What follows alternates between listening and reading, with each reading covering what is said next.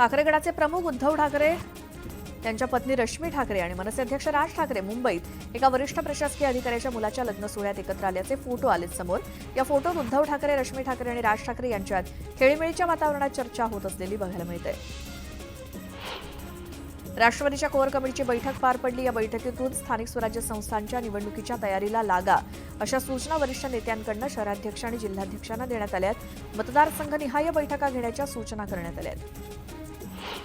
Republican पक्ष महायुतीसोबत असताना राज ठाकरेंची गरज काय, असा सवाल विचारत रामदास आठवलेंनी जोरदार टोला लगावला। आगामी महापालिका निवडणुकीत राज ठाकरेंना सोबत घेतल्यास दक्षिण भारतीय, उत्तर भारतीय आणि गुजराती मतदार महायुतीपासून लांब जातील असं वक्तव्य त्यांनी केलं। बच्चू कडूंनी लाचारी स्वीकारली असती तर कोणत्याही पक्षाचा पाठिंबा घेऊन आमदार होता आलं असतं, पण मी शेतकऱ्यांसाठी लढतोय, शेतकऱ्यांच्या हितासाठी माझा कितीही वेळा पराभव झाला तरी त्याची पर्वा नाही असं वक्तव्य बच्चू कडूंनी केलं।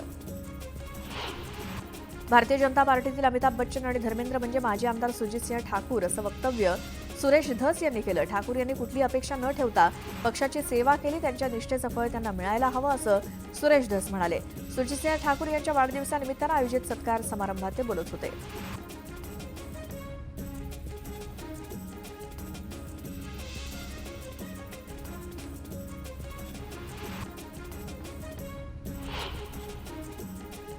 शरद पवारांच्या मनात कटुता नाही, जिथे वार करायचं तिथेच ते वार करतात अशी प्रतिक्रिया जितेंद्र आव्हाडांनी दिली। मोदी आणि पवारांचे संबंध चांगले आहेत, मात्र राजकीय बोलत असताना ते मोदींनाही सोडत नाहीत असं आव्हाड म्हणाले।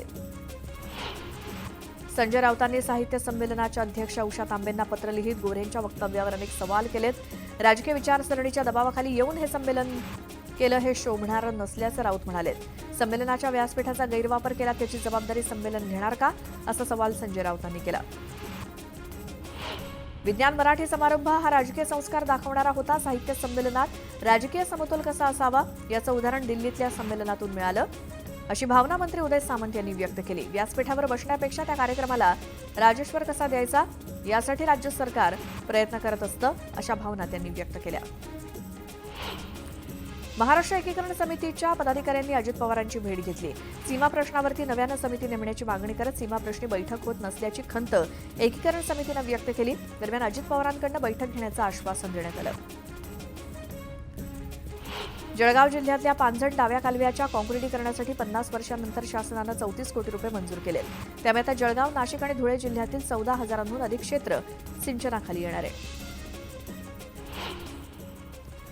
एक मोठी बातमी, 98व्या अखिल भारतीय मराठी साहित्य संमेलनाचा समारोप कार्यक्रम काल दिल्लीमध्ये पार पडला। महादजी शिंदे पुरस्कारावरनं संजय राऊत आणि ठाकरेंनी एकनाथ शिंदेंवर सडकून टीका केली। याच टीकेला उपमुख्यमंत्री एकनाथ शिंदेंनी उत्तर दिलं, माझ्या पुरस्कारावरनं आयोजकांना मोठा त्रास झाला, तसंच विरोधकांचा तिरस्कारच माझ्यासाठी पुरस्कार आहे, असं म्हणत शिंदेंनी ठाकरे आणि राऊतांना उत्तर दिलं।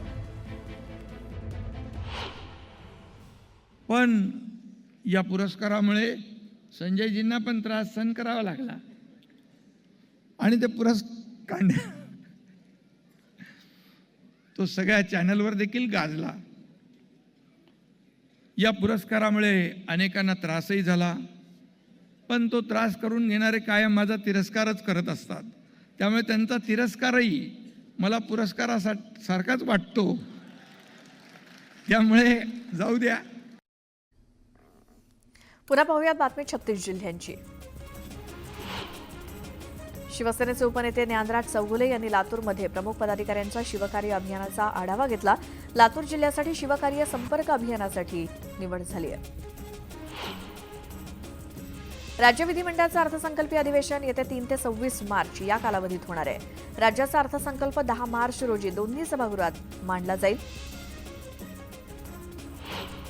अखिल भारतीय काँग्रेस समितीचं पुढील अधिवेशन 8 आणि 9 एप्रिलला गुजरातच्या अहमदाबाद शहरात पार पडणार आहे।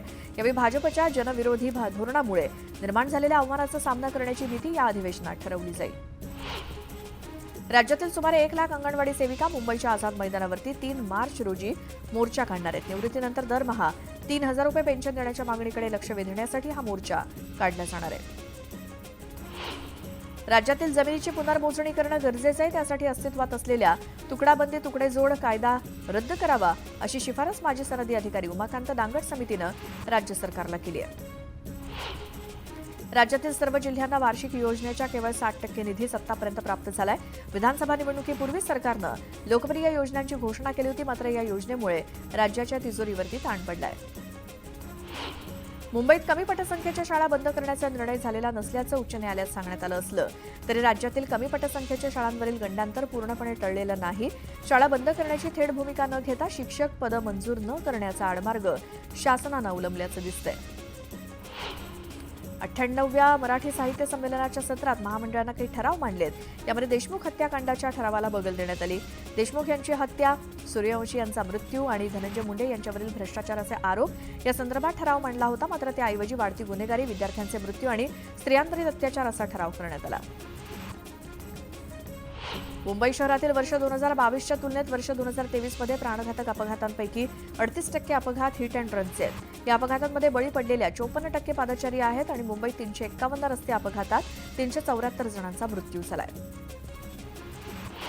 राज्याचं वाळू धोरण सोमवारी जाहीर होत आहे, अशी माहिती राज्याचे महसूल मंत्री चंद्रशेखर बावनकुळे यांनी दिली. सरकारनं वाळू संदर्भात अद्यापही कोणतेही धोरण जाहीर केलं नसल्यामुळे मोठ्या प्रमाणात अवैध वाहतूक सुरू आहे. या सर्व बाबींचा विचार करून वाळू धोरण तयार केलंय. राज्यात आतापर्यंत 216 जीबीएसचे रुग्ण आढळले. त्यापैकी 187 जणांना जीबीएस झाल्याचं स्पष्ट झालं. त्यामध्ये 29 संशयित रुग्ण असल्याचं समोर आलंय. 158 रुग्णांना डिस्चार्ज मिळालाय. म्हाडानं समृद्धी महामार्गालगत वसाहत उभी करण्याची तयारी सुरू केली आहे. समृद्धीच्या परिसरात उपलब्ध असलेल्या जमिनींची यादी महाराष्ट्र राज्य रस्ते विकास महामंडळाकडून म्हाडानं मागवली आहे. फेब्रुवारी महिन्यातच उन्हाचा तडाखा वाढल्यामुळे सध्या लिंबाची मागणी बाजारात वाढली आहे. परिणामी लिंबाच्या दरात वाढ झाली असून घाऊक बाजारात 600 ते 7,500 रुपये शेकडा या दरानं लिंब विकली जात आहेत, तर किरकोळ बाजारात एक लिंबू 5 ते 10 रुपयांना मिळतंय. मुंबईमध्ये मोठ्या प्रमाणात प्लास्टिक पिशव्यांचा वापर होतोय, त्यामुळे पालिकेनं दुकानदारांसह फेरीवाल्यांवरती धडक कारवाई करण्याचा निर्णय घेतला. यासाठी लवकरच कारवाईचा कृती आराखडा तयार केला जाणार आहे. ही कारवाई फक्त दुकानदारांवरतीच नाही तर कारखान्यांवर सुद्धा होणार आहे. 2 महिन्यांपासून तुरडाळीच्या भावात 20 ते 30 रुपयांची घट झाली आहे. 2 महिन्यांपूर्वी 160 ते 170 रुपये किलो असलेली तुरडाळ आता 120 ते 130 रुपयांना विकली जाते. मराठवाडा, विदर्भ, गुजरातमध्ये तुरडाळीचा हंगाम सुरू झालाय. एपीएमसीमध्ये आवक वाढली असून मागणीपेक्षा पुरवठा अधिक असल्यामुळे भावात घसरण झाली. काळा चौकीतील अभ्युदयनगरच्या पुनर्विकासातनं 365 चौरस फुटांहून मोठ्या घरासह पार्किंग मिळण्याबाबतचं रहिवाशांचं स्वप्न काहीसं अधुरच राहणार असल्याचं दिसतंय. म्हाडानं अभ्युदयनगर वसाहतीचा समूह पुनर्विकास करण्यासाठी बांधकाम आणि विकास या तत्वावरती विकासक नेमण्याची निविदा काढली होती, मात्र वेळोवेळी मुदतवाढ दिल्यानंतरही विकासकांकडून प्रतिसाद मिळालेला नाही. त्यामुळे किमान 365 चौरस फुटांच्या घरांची असलेली अट शिथिल करावी लागणार आहे. त्यानंतर एक मोठी बातमी आहे. अहमदनगरमधील जामखेड शहरामध्ये कार डिव्हायडरला धडकल्यामुळे अपघात होऊन 2 जणांचा जागीच मृत्यू झालाय. मृतांमध्ये एका पोलीस कर्मचाऱ्याचा समावेश आहे. जामखेड शहरातील बीड रोडवरच्या नवले पेट्रोल पंपाजवळ रस्त्याजवळ दुभाजकाला 4 चाकी वाहन धडकलं. त्यामुळे कारमधील सीएनजी गॅसनं पेट घेतला. यामध्ये गाडीतल्या 2 जणांचा होरपळून मृत्यू झाला. ही दुर्दैवी घटना पहाटे 4च्या सुमारास घडली आहे.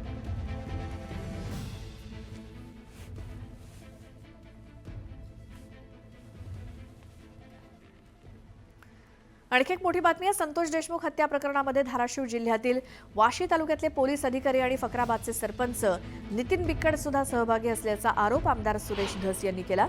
या सर्वांना मकोका लावा आणि हत्या प्रकरणात 6 आरोपी करा अशी मागणी धस यांनी केली. याबाबतचे पुरावेही आपण दिले असल्याचं त्यांनी सांगितलं. तुमच्या वाशीच्या पोलीस स्टेशनमधल्या वाशीलाच एका येडसेला आहे वाशी पोलीस स्टेशनमधल्या काही अधिकाऱ्यांनी कर्मचाऱ्यांनी यांना फरार होण्यासाठी सुद्धा मदत केली.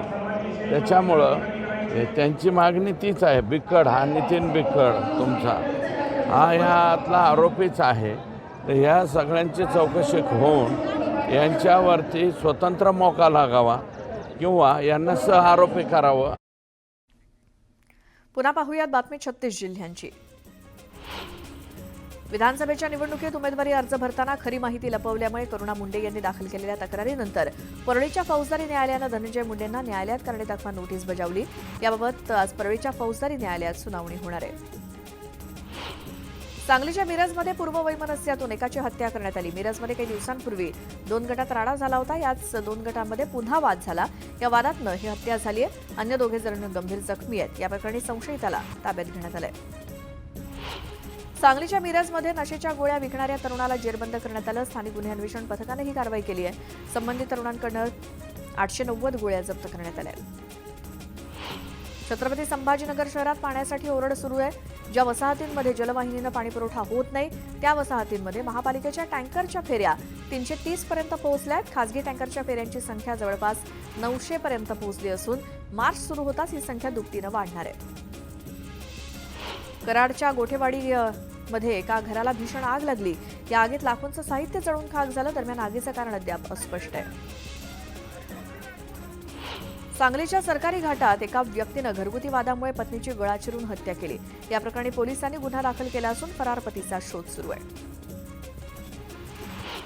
नागपूर शहर पोलीस दलाकडून परिमंडळाची पुनर्रचना करण्यात येणार आहे. शहरात सुरू होणारं नवं पोलीस स्टेशन आणि ग्रामीण पोलीस स्टेशन मिळून नव्यानं 6वं परिमंडळ स्थापन केलं जाणार आहे. प्रधानमंत्री किसान सन्मान निधी योजनेचा 19वा हप्ता पुढील आठवड्यात जमा होण्याचा अंदाज आहे. त्यासाठी ई-केवायसी करणं अनिवार्य असून अद्याप जिल्ह्यातील 4,891 शेतकऱ्यांची ई-केवायसी, शेतकऱ्यांचे बँक खात्याशी आधार सीडिंग बाकी असल्यामुळे हे शेतकरी पीएम किसानच्या 19व्या हप्त्यापासून वंचित राहण्याची शक्यता आहे. त्यामुळे या शेतकऱ्यांना 19वा हप्ता मिळण्यात अडचणी येणार आहेत. श्री क्षेत्र देहूमध्ये संत नरहरी महाराजांच्या मंदिर उभारणीसाठी लगबग सुरू आहे. मात्र यावेळी मंदिर उभारण्यासाठी शासनाकडून मदत मिळावी यासाठी प्रयत्न सुरू आहेत. 12 ज्योतिर्लिंगांपैकी 5वं ज्योतिर्लिंग असलेल्या परळीच्या प्रभू वैद्यनाथ मंदिराला महाशिवरात्री निमित्तानं आकर्षक विद्युत रोषणाई करण्यात आली आहे. मंदिराच्या उत्तर पायऱ्यांवरती दर्शन व्यवस्थेसाठी मंडप देखील उभारण्यात आलाय.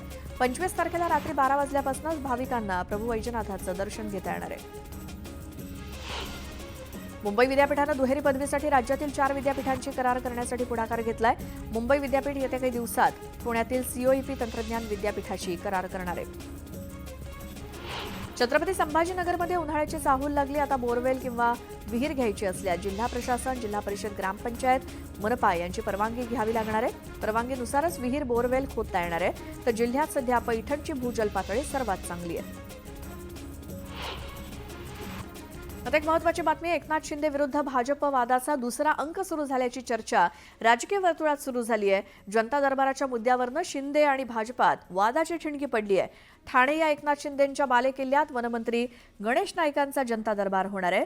भाजप आमदार संजय केळकर, निरंजन डावखरेंकडनं शिंदेंची कोंडी करण्याचे प्रयत्न सुरू असल्याचं बोललं जात आहे. जनतेच्या समस्या सोडवण्यासाठी जनता दरबार असल्याचं सांगत जोरदार शक्ती प्रदर्शन केलं जात आहे. तर गणेश नाईकांकडे ठाणे शेजारच्या पालघरचं पालकमंत्री पद आहे. या पालघरमध्ये परिवहन मंत्री प्रताप सरनाईकांनी जनता दरबार घेणार असल्याचं स्पष्ट केलं.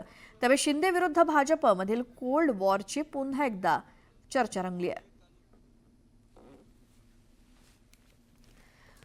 तर आगामी महापालिका निवडणुकीमध्ये अनेक बदल बघायला मिळणार आहेत. महायुतीचे नेते एकमेकांच्या समोर उभे ठाकण्याची शक्यता आहे. याची एक झलक ठाण्यामध्ये बघायला मिळेल. ठाणे हा एकनाथ शिंदेंचा बालेकिल्ला आहे. उपमुख्यमंत्री एकनाथ शिंदे ठाण्याचे पालकमंत्री देखील आहेत. मात्र असं असताना वनमंत्री आणि पालघरचे पालकमंत्री गणेश नाईक आज ठाण्यात जनता दरबार घेणार आहेत. त्यामुळे शिंदेंच्या बालेकिल्ल्यात घुसण्याचा भाजप प्रयत्न करते. याची सुरुवात नाईकांपासून झाली अशी चर्चा सुरू आहे. तर गणेश नाईकांनी ठाण्यात जनता दरबार घेण्यामागे खास हेतू आहे. भाजपनं संधी दिली तर नवी मुंबईप्रमाणे ठाण्यात सुद्धा यश मिळवू असं म्हटलंय.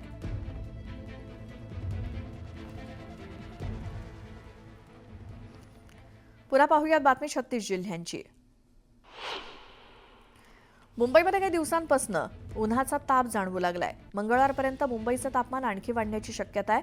तापमानातील वाढीसोबतच वाढत्या आर्द्रतेमुळे उष्मा अधिक प्रमाणात जाणवेल असा अंदाज हवामान विभागानं वर्तवलाय. उन्हाळा सुरू होत असतानाच हवामान खात्यानं राज्यातील काही भागात अवकाळी पावसाचा इशारा दिला. वातावरणात झालेल्या बदलांमुळे राज्यात कोकण किनारपट्टी, मध्य महाराष्ट्र, विदर्भ आणि मराठवाड्यात हलक्या पावसाचा अंदाज आहे. तर इतरत्र कोरडं हवामान असण्याची शक्यता आहे. महाराष्ट्र राज्य वीज वितरण कंपनीनं वीज दरवाढीचा प्रस्ताव दिला असून 10% वीज दरवाढ होण्याची शक्यता आहे. ही दरवाढ लागू झाल्यास विदर्भातील 30% लघु उद्योगांना टाळं लागेल अशी स्थिती आहे. समय रैना होस्ट करत असलेल्या इंडिया गॉट टॅलेंटची गेल्या काही दिवसांपासून मोठी चर्चा आहे. या शोमध्ये रणवीर अलाहाबादी यानं केलेल्या आक्षेपार्ह वक्तव्यामुळे हा शो वादाच्या भोवऱ्यात सापडलाय. समय रैनाच्या पोस्टमध्ये त्यानं हार्ट इमोजी शेअर केले असून 1 मिनिटात त्याला 7,000 लोकांनी लाईक केलंय. अमेरिकेत बेकायदेशीर वास्तव्य करणाऱ्या भारतीयांना घेऊन 4थं विमान भारतात दाखल झालं. हे सर्व प्रवासी लाखो रुपये खर्च करून जीव धोक्यात घालून डंकी रूटच्या माध्यमातून अमेरिकेत घुसले होते.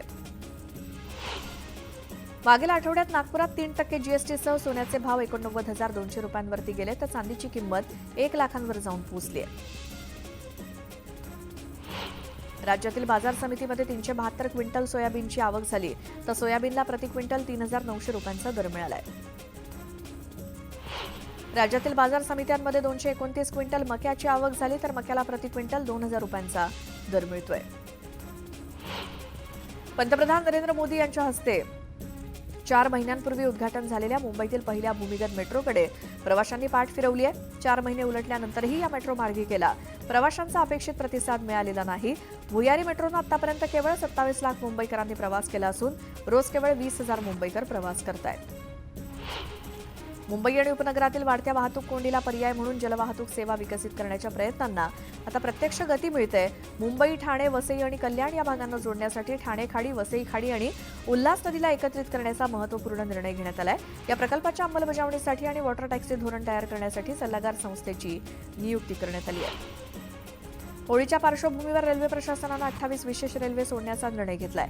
पुणे ते नागपूर दरम्यान विशेष रेल्वे सोडण्याचा निर्णय झालाय. टेरपेटाडोल आणि कॅरिसोप्रोडोल या 2 पेनकिलर औषधांचं उत्पादन आणि निर्यातीवरती औषध नियामक प्राधिकरणानं निर्बंध लादलेत. आफ्रिकेतील देशांमध्ये निर्यात केल्या जाणाऱ्या औषधांच्या चुकीच्या मित्र उत्पादनामुळे याचा वापर मादक पदार्थांसारखा होतोय. एक मोठी बातमी आहे. धाराशिव ड्रग्ज प्रकरणी एक मोठी अपडेट आहे. मुख्य महिला आरोपी पूजा गोळेला पोलिसांनी अटक केली आहे. महिला आरोपीला मुंबईतनं अटक केली आहे. आतापर्यंत 4 आरोपींना अटक करण्यात यश आलंय. तुळजापूर ड्रग्ज प्रकरणात ही मोठी अपडेट. ड्रग्ज प्रकरणातील मुख्य महिला आरोपी पूजा गोळेला पोलिसांनी अटक केली आहे. काल मुंबईतनं या महिला आरोपीला अटक झाली आहे.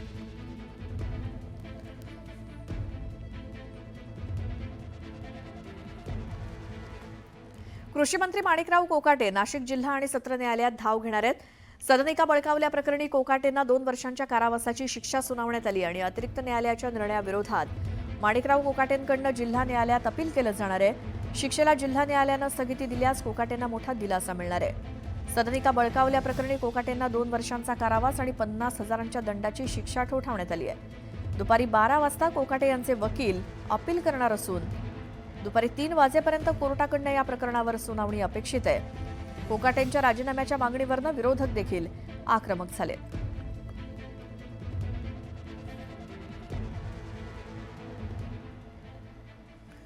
पुन्हा पाहूयात बातमी 36 जिल्ह्यांची. रत्नागिरी जिल्ह्याला अर्थार्जन मिळवून देणारं आंबा पीक यावर्षी नैसर्गिक संकटात सापडलंय. वातावरणातील बदलामुळे यावर्षी जेमतेम 25 ते 30% आंबा उत्पादन झालं असून योग्य दर न मिळाल्यास बागायतदारांची आर्थिक गणितं विस्कळीत होण्याची शक्यता आहे. पंतप्रधान मोदींनी शेतकऱ्यांना 20,000 कोटींच्या योजनांची भेट दिली. यासोबतच किसान सन्मान निधीचा 19वा हप्ता जारी करण्याची ग्वाही दिली. IIT मुंबई 63वा पदवीदान समारंभ नुकताच पार पडला. यावेळी 354 विद्यार्थ्यांना पदव्या प्रदान करण्यात आल्या. ऑगस्ट 2024 ते जानेवारी 2025 दरम्यान अभ्यासक्रम पूर्ण केलेल्या विद्यार्थ्यांसाठी हा विशेष पदवीदान समारंभ आयोजित करण्यात आला. राज्यातील बाजार समित्यांच्या विविध विषयांसंदर्भात संवाद साधण्यासाठी पुण्यामध्ये आज बाजार समित्यांच्या राज्यस्तरीय परिषदेचं आयोजन करण्यात आलंय. यावेळी सभापती, उपसभापती, संचालक आणि सचिव उपस्थित असणार आहेत. इंटिग्रल कोच फॅक्टरीच्या कालबाह्य डब्यांना हद्दपार केलं जाणार आहे. पुण्यातून सुटणाऱ्या 23 रेल्वेंपैकी 13 रेल्वेला LHB डबे जोडण्यात आले. जर्मन तंत्रज्ञानावरती आधारित हे डबे प्रवाशांसाठी सुरक्षित मानले जात आहेत. छत्रपती शिवाजी महाराजांच्या 12 किल्ल्यांना जागतिक वारसा दर्जा देण्याची मागणी राज्य सरकारने युनेस्कोला केली. या संदर्भातला प्रस्ताव युनेस्कोला सादर करण्यात आला. रविवारी कोकणातील रत्नागिरी इथे सलग दुसऱ्या दिवशी देशातील उच्चांकी तापमानाची नोंद झाली. 38.4 अंश सेल्सिअस तापमानाची नोंद झाली असून उष्ण आणि दमट हवामानामुळे सतर्कतेचा इशारा देण्यात आलाय. दरम्यान उत्तर महाराष्ट्रामध्ये गारठा कायम आहे. राज्यातही पहाटे काहीसा थंडावा जाणवतोय. तुरीचा नवीन माल बाजारात दाखल होतोय, त्यामुळे आता येत्या काळात शासकीय खरेदी सुरू होणार असल्यामुळे तुरीला कसा दर मिळतो याकडे शेतकऱ्यांचं लक्ष लागलंय. बाजारात प्रति क्विंटल 10,000 रुपयांना विक्री होणारी तूर नवीन माल आल्यामुळे 7,000 रुपयांवरती आली आहे. राज्यातील बाजार समित्यांमध्ये 58,912 क्विंटल कांद्याची आवक झाली. कांद्याला सरासरी 1,400 ते 2,150 रुपये प्रति क्विंटल इतका सरासरी दर मिळालाय.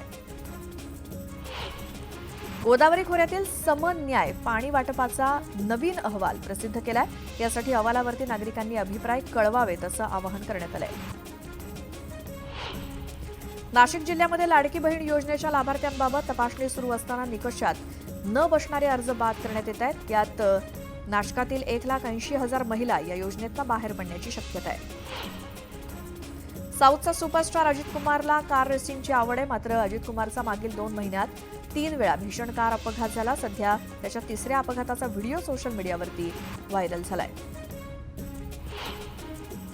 केंद्र शासनानं खासगीकरणाचा सपाटा लावलाय, त्यामुळे कामगारांचं शोषण होतंय. या विरोधात येत्या 18 मार्चला दिल्लीमध्ये कामगारांचं देशव्यापी संमेलन आयोजित करण्यात आलंय. तर मे महिन्यात 25 कोटी कामगार रस्त्यावरती उतरून आंदोलन करतील असा इशारा डॉक्टर DL कराड यांनी सरकारला दिला. भिवंडी शहरातील वंजारपट्टी नाका इथे ऑटो पार्ट्सच्या दुकानाला भीषण आग लागली. या आगीत संपूर्ण दुकान जळून खाक झालं. सुदैवाने आगीत कोणतीही जीवितहानी झाली नसली तरी आगीचं कारण स्पष्ट आहे. उरणमध्ये स्वस्वरूप संप्रदायाकडनं विजय वडेट्टीवारांचा निषेध करण्यात आला. नरेंद्र महाराजांचा एकेरी उल्लेख केल्याप्रकरणी स्वस्वरूप संप्रदाय आक्रमक झाला. घाटकोपरच्या पूर्व द्रुतगती मार्गावरती मोठं लोखंडी होर्डिंग उभारण्यात आले, त्यामुळे नागरिकांमध्ये भीतीचं वातावरण असून काही संताप व्यक्त करण्यात आलेत. तर होर्डिंगबाबत आवश्यक सर्व बाबींची पूर्तता करण्यात आली असल्याचं पालिका अधिकाऱ्यांनी सांगितलं. मात्र स्थानिकांनी हे होर्डिंग धोकादायक असल्याचं म्हणत ते तत्काळ हटवण्याची मागणी केली. चंद्रशेखर बावनकुळेंनी महसूल खात्यातील अधिकाऱ्यांना चांगलंच धारेवर धरलं. यावेळी महसुली खात्यातील चांगल्या अधिकाऱ्यांना बदलीसाठी मुंबईला येण्याची गरज नाही, वशिला आणि शिफारसीवरनं यापुढे बदली होणार नाही असा थेट इशारा त्यांनी दिला. मराठी पाट्यांच्या मुद्द्यावरनं बदलापुरात मनसैनिक आक्रमक झाले. ज्या दुकानदारांनी अजून आपल्या पाट्या मराठीत लावलेल्या नाहीत अशा दुकानदारांना 2 दिवसांचा अल्टिमेटम देण्यात आलाय. पनवेलच्या ठाणा नाकाजवळ रुग्णवाहिकेनं कारला धडक दिल्यामुळे 1 जण जखमी झाला. अपघाताची माहिती पोलिसांना न देता चालक पळून गेल्यामुळे पोलीस त्याचा शोध घेत आहेत. या प्रकरणी रुग्णवाहिका चालक विजय शामराव जगताप याच्या विरोधात पोलीस ठाण्यात गुन्हा दाखल झालाय. एक मोठी बातमी, नीलम गोऱ्हेंच्या माजी OSD वरती फसवणुकीचा गुन्हा दाखल झालाय. एका निवृत्त पोलीस अधिकाऱ्याची फसवणूक केल्यामुळे हा गुन्हा दाखल झालाय. मुलाला नोकरी लावण्याचा आमिष दाखवत 9 लाखांची फसवणूक करण्यात आली. नीलम गोऱ्हेंच्या माजी OSD वरती फसवणुकीचा गुन्हा दाखल झालाय. एका निवृत्त पोलीस अधिकाऱ्याची फसवणूक केली, त्याच्या मुलाला नोकरी लावण्याचं आमिष दाखवत 9 लाखांची फसवणूक करण्यात आली. पुन्हा पाहूयात बातमी 36 जिल्ह्यांची. नगर जिल्ह्यामध्ये मोठ्या प्रमाणात कांद्याचं उत्पादन घेतलं जातं, मात्र कांद्याच्या दरात सातत्यानं घसरण होत असल्यामुळे शेतकरी संकटात सापडलाय. आठवड्याभरात कांद्याच्या दरात जवळपास 400 रुपयांची घसरण झाली. सोलापुरातील पूनम गेट इथे मागासवर्गीय शिक्षक संघटनेकडनं धरणं आंदोलन करण्यात आलं. अक्कलकोट इथल्या गट शिक्षणाधिकाऱ्याच्या विरोधात शिक्षक संघटना आक्रमक झाल्या होत्या. या आंदोलनाची दखल घेत प्रशासनानं कारवाईचं आश्वासन दिलं. शेतकरी आणि बाजार समिती यांच्यातील अडचणी आणि त्यावरील उपाययोजना याबाबत चर्चा करण्यासाठी आज राज्यस्तरीय परिषदेचं आयोजन केलं गेलंय. कृषी उत्पन्न बाजार समित्यांचे सभापती उपसभापती यांच्यासोबत या परिषदेत चर्चा केली जाणार आहे. नागपूर पारडीतील उड्डाणपूल उद्घाटनाच्या दुसऱ्याच दिवशी प्लास्टरचा एक तुकडा कारवरती पडला. या प्रकरणी वाठोडा पोलिसांनी कार मालकाच्या तक्रारीवरून अज्ञात आरोपीविरोधात गुन्हा दाखल केला. छावा सिनेमानं तानाजी द अनसंग वॉरियरच्या ऐतिहासिक सिनेमाला मागे टाकलं. छावा सिनेमानं पहिल्याच आठवड्यात 219.25 कोटींची कमाई केली, तर आता चित्रपटाचं एकूण कलेक्शन 281.57 कोटी झालंय. यावर्षी सोन्याच्या किमतीत 11% अधिक वाढ झाली. तज्ज्ञांच्या मते सोन्यानं इक्विटी आणि बॉन्ड्सपेक्षा चांगलं प्रदर्शन केलंय. यावर्षी वाढीचा कल कायम आहे. जगभरात लठ्ठपणाची समस्या मोठ्या प्रमाणात वाढली आहे, त्यामुळे पंतप्रधान मोदींनी देशवासियांना लठ्ठपणावरती मात करण्यासाठी खाद्यतेलाचा वापर 10% कमी करावा असा आरोग्य मंत्र दिलाय. जगभरातील 120 कोटींच्या आसपास हिंदू धर्मीय नागरिक आहेत. त्यातील निम्म्याहून अधिक म्हणजेच 62 कोटी भाविकांनी त्रिवेणी संगमावरती गंगेत पवित्र स्नान केलं, अशी माहिती उत्तर प्रदेश सरकारनं दिली. ॲपलनं अलीकडेच ॲप स्टोअरमधनं 1.36 लाखांपेक्षा अधिक ॲप्स काढून टाकली आहेत. ही कारवाई ट्रेडर इन्फॉर्मेशन नियमांचं उल्लंघन केल्यामुळे करण्यात आली आहे. ओपन एआयच्या एका आठवड्यातील सक्रिय युजर्सची संख्या 40 कोटींहून अधिक आहे. ओपन एआयचा वापर शिक्षण, व्यवसाय, संशोधन आणि मनोरंजन यासारख्या अनेक क्षेत्रांमध्ये वाढलाय. एक महत्त्वाची बातमी आहे. शिवसेनेचे मुख्य नेते आणि उपमुख्यमंत्री एकनाथ शिंदे आज कुंभमेळ्यात सहभागी होणार आहेत. प्रयागराज इथल्या संगमावरती ते स्नान करणार आहेत. एकनाथ शिंदेंसोबत शिवसेनेचे काही मंत्री आणि नेते सुद्धा संगम तीरावर स्नान करतील. महाकुंभला सर्व आमदार खासदारांसह उपस्थित राहून शक्ती प्रदर्शन करण्यासोबतच हिंदुत्वाचा अजेंडा देखील राबवला जाणार असल्याची चर्चा आहे. हिंदुत्वाचे कट्टर शिलेदार कोण यावरनं शिवसेना आणि ठाकरे गटात चढाओढ सुरू असल्यामुळे शिंदे आपल्या सहकाऱ्यांसह प्रयागराजला जाऊन शक्ती प्रदर्शन करणार आहेत. एकनाथ शिंदे यांनी 2 वर्षांनंतर नाशिक इथे भरणाऱ्या कुंभमेळ्याची देखील आढावा बैठक नुकतीच घेतली होती आणि त्या अनुषंगानं कुंभमेळ्याचं आयोजन करण्याबाबत प्रयागराजला जाऊन ते आढावा घेण्याची शक्यता आहे. त्यासाठी उत्तर प्रदेशचे मुख्यमंत्री योगी आदित्यनाथ यांची देखील ते भेट घेऊ शकतात असा अंदाज आहे.